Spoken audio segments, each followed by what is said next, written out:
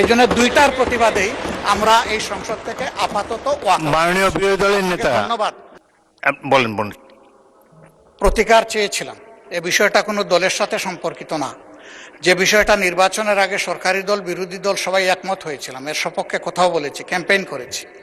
আমরা প্রতিকার যে পেলাম না, এতে আমরা না, এতে দেশবাসীর তাদের রায়ের প্রতিফলন হলো না, মূল্যায়ন হলো না। আমরা বিরোধী দলে বসে এই অবমূল্যায়ন আমরা মেনে নিতে পারি না। এই জন্য তার প্রতিবাদে আমরা ওয়াকআউট করছি।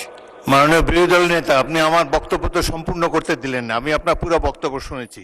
আপনার ওয়াকআউট করা আপনাদের অধিকার, কিন্তু আমি বলতে চাই যে আজকে একটু পরে আরেকটি মুলতবি প্রস্তাব বিবেচিত হবে।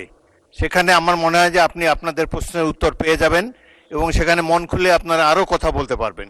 সুতরাং আমার অনুরোধ হলো আপনারা ওটা শোনেন, তারপরে যদি ওয়াকআউট করতে পারেন প্লিজ ফিল ফ্রি। তবে প্রস্তাবটির ভাগ্য কি নির্ধারণ হয় সেটি আপনি দেখার জন্য একটু অপেক্ষা করে দেখতে পারেন। বিরোধী দল নেতাকে মাইক দেন। হ্যাঁ, ওই নোটিশটাও আমাদের নজরে আগে কিছুটা এসেছে এবং আমরা মনে করি যে মূল নোটিশকে চাপা দেওয়ার জন্য ওই নোটিশটা সামনে আনা হয়েছে।